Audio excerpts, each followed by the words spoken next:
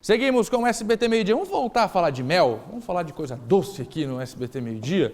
Porque é o seguinte, a gente já falou aqui dos produtores e agora a gente vai mostrar como é que o mel pode ajudar na saúde da gente, hein, Maria? Na saúde da gente, Fernando. Muita gente não sabe, mas o mel é muito bom para a saúde e além também de fortalecer o sistema imunológico. Eu estou aqui com a doutora Isis, ela é endocrinologista e veio aqui, gente, para tirar todas as nossas dúvidas nesse sentido. Boa tarde para você, doutora. Boa tarde, muito obrigada pelo convite. A gente que agradece a sua presença. Doutora, ela estava me contando, gente, eu duvido que vocês aí de casa sabiam que o mel ele pode ser bom também para os atletas na hora de ganhar músculo.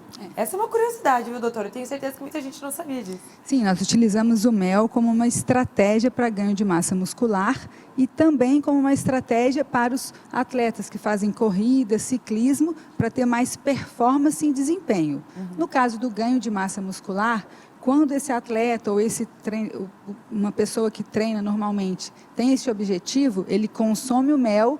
Esse mel, além de gerar um reestoque de energia que ele perdeu durante o treino, ele também estimula a insulina. E essa insulina é um hormônio anabólico.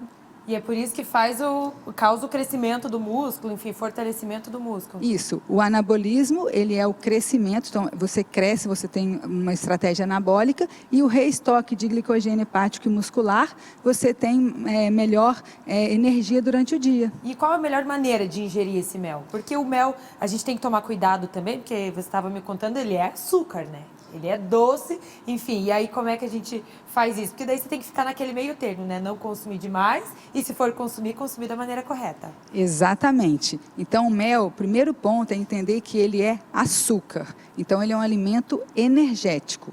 Além disso, ele é um alimento muito versátil. Então, ele pode ser introduzido na alimentação, porque ele fortalece o sistema imunológico e ele tem muitos micronutrientes e, com isso, a gente tem melhor nosso sistema imunológico. Por isso, né, a gente fortalece e aí a gente trata algumas doenças, principalmente nessa época do inverno.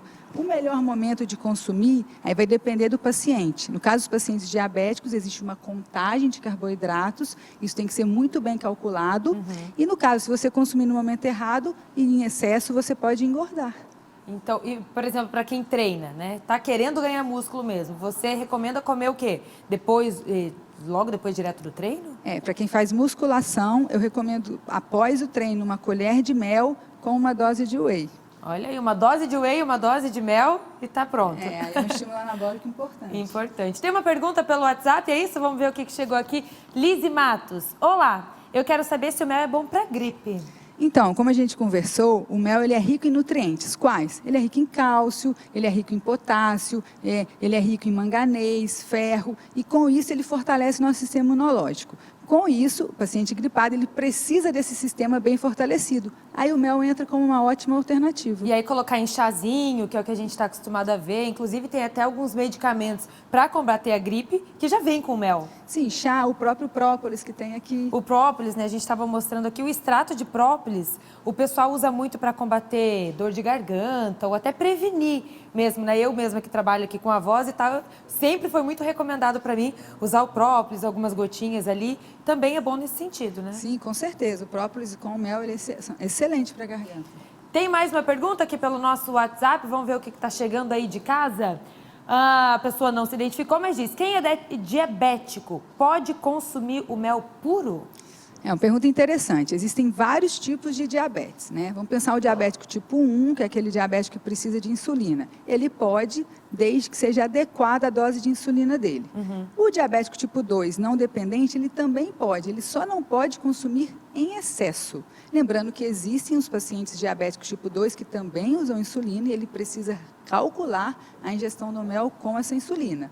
Mas o paciente diabético, o paciente pré-diabético, deve consumir o mel para o sistema imunológico. Ele é até melhor que o açúcar, né? Porque ele libera a insulina de forma mais lenta, ele tem a frutose com a glicose. Então, isso tudo é possível em pacientes com diabetes, sim. Tá certo.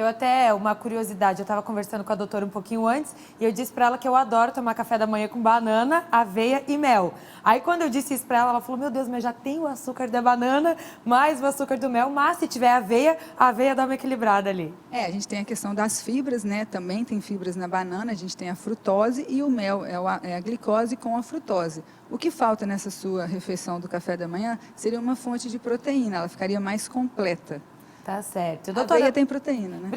Obrigada pelas dicas aqui, pelas orientações também para o pessoal que participou aí de casa. Só lembrando, o pessoal mandou mensagem aqui para nossa produção perguntando sobre a Feira do Mel, que nós falamos agora há pouco aqui. Começa dia 5 de junho, vai até o dia 8, é uma quarta-feira, e vai até um sábado, em junho, aqui em Florianópolis, em frente ao Ticem, ao terminal central aqui da cidade. Muito obrigada, viu, doutora? Obrigada pelo convite.